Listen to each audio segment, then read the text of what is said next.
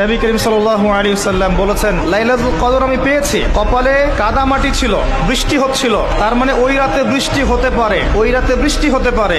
লাইলাতুল কদরের আলামত রাতের বেলা বৃষ্টি হতে পারে। বৃষ্টি হয়েছে, তিনি নামাজ পড়েছেন, কপালের মধ্যে কাদা লেগেছিল, তিনি বের হয়েছেন, সাহাবীদেরকে বলবেন কোন রাতটা লাইলাতুল কদর, আজকের রাতটা লাইলাতুল কদর, এটা বলতে বের হয়েছে। বের হয়ে দেখছেন দুজন মুসলিম আপোষে ঝগড়া করছে, দুজন মুসলিম আপোষে ঝগড়া করছে। আমরা বলি না যে মুসলিমদের মাঝে ইখতিলাফগুলো রহমত, আমরা বলি না, দুজন মুসলিম আপোষে ঝগড়া করছে।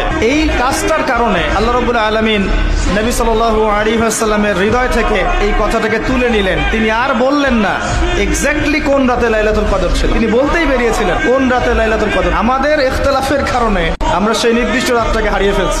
তবে এর মধ্যেই খায়র আছে, এর মধ্যেই কল্যাণ আছে। আরবিতে একটা প্রবাদ আছে, কুল্লু শার ইউজাদু ফিহিল খায়র, প্রত্যেকটা অকল্যাণের পিছনেই কোনো না কোনো কল্যাণ আছে। নির্দিষ্ট করে বলে দিলে আমরা বাকি রাতগুলো জাগতাম না। নবী সাল্লাল্লাহু আলাইহি ওয়াসাল্লাম এখন বললেন যে আমাকে ভুলিয়ে দেয়া হয়েছে কোন রাত, তোমাদের ঝগড়ার কারণে।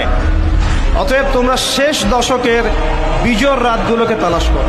শেষ দশকের বিজোড় রাত বলতে 21-এর রাত, 23-এর রাত, 25, 27, 29, এই 5টা রাতের যে কোনো একটা লাইলাতুল কদর। এই রাতে ইবাদত করলে এত নেকি হচ্ছে, কারণটা কি? রাত আর দিন কি ডিফারেন্ট কিছু? প্রত্যেক রাতেই কিন্তু আল্লাহ পাক প্রথম আসমানে নেমে আসে, প্রত্যেক রাতে, শুধু শবে বরাতের রাতে নয়, শুধু নিসফে শাবানের রাতে নয়, প্রত্যেক রাতেই আল্লাহ পাক প্রথম আসমানে নেমে আসেন। তিনি কিভাবে নেমে আসেন এটা ব্যাখ্যা করার দরকার নেই আমাদের। আল্লাহ পাক বলেছেন নেমে আসি, বাস আসি। কারণ সবকিছু আমরা যুক্তি, বিজ্ঞান, দর্শন দিয়ে প্রমাণ করতে পারবো না। পারবো? সায়েন্সকে জিজ্ঞাসা করেন যে স্বপ্নের ব্যাখ্যা কি, ঘুম কাকে বলে, আত্মা কাকে বলে, আত্মা কঠিন না তরল না বায়বীয়, পারবে সায়েন্স ব্যাখ্যা করতে? কবরের আযাব কি, জিন জাতি কি, জিন জাতি কাকে বলে, জিন জাতি কেমন দেখতে, মালায়েকা কেমন, তারা কিভাবে কাজ করে, তাদের ফাংশন কি, তারা কি ব্যাখ্যা করতে পারবে? আমাদের একটা চেতনা তৈরি হয়েছে, সায়েন্স যা বলবে তাই সত্য। এই চেতনা পুরোপুরি সত্য নয়।